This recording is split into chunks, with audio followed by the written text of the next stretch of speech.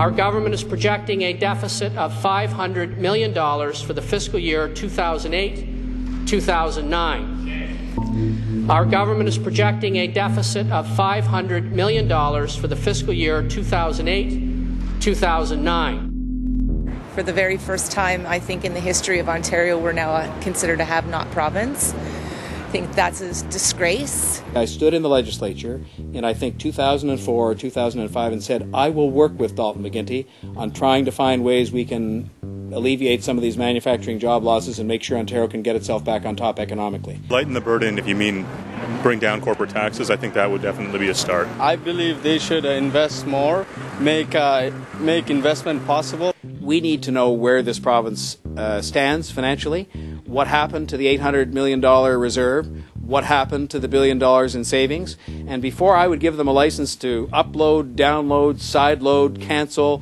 or do anything, I want to see the facts. Why are they taking more money from us? Why when they're spending excessive money in things that are not necessary at this point? Is another question. I think a big part of what Mr. McGuinty's got to get over is his own political orthodoxy about things like business tax cuts. He's been so busy at it for the last 5 years making business tax cuts a demon that he's now sort of boxed himself in. Why shouldn't we have an open book? I mean, it's our money. People that are in power tend to forget that it's the taxpayers' money that they're spending.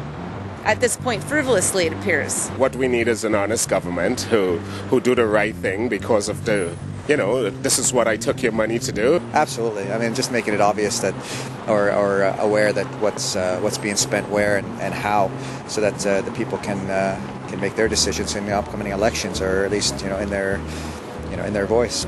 Dalton McGuinty is fond of telling all of us that in these difficult economic times, government should be doing what sensible families are doing by making tough financial choices in tough times. When it comes to showing restraint, however, his track record has made him the poster boy for all talk, no action, and for do what I say, not what I do. This is unacceptable. It's time for the Premier to start practicing what he preaches and to demonstrate the kind of restraint that hardworking families in Ontario have been forced to embrace for many months now. Let me be clear. I am not talking about reducing public services or cutting back on essentials. Those are the dishonest red herrings that Mr. McGuinty and his government throw at anyone who suggests that they should tighten their belts. Until they show some restraint, the Liberals will have no chance to bring their finances under control. They need to talk to each other and figure out a way. That's the problem. They're not working together. Oh, I believe they should be working together, because together I think it'll be much better for everybody. Well, I think they should get together and work on solutions. I think they need to talk to each other and get some things worked out. I think it's pretty clear what's going on. The data doesn't really lie. And we've offered as recently as this week to put partisanship aside and to say we'll have a non-partisan select committee to look at the economic future of Ontario.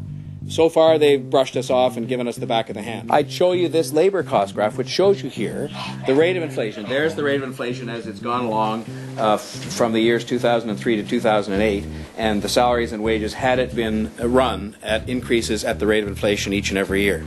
There is the actual spending that has been done on salaries and wages by the McGuinty government since it took office. When you start to put too much money into government, there's a lot of waste. I challenge Mr. McGuinty to take some sensible steps to bring his government's spending back under control and to show some leadership. Start with a hiring freeze. This government does not need right now, at this juncture in its history, more policy analysts and spin doctors at $90,000 a year. A salary freeze for all senior management in government, crown corporations, and agencies.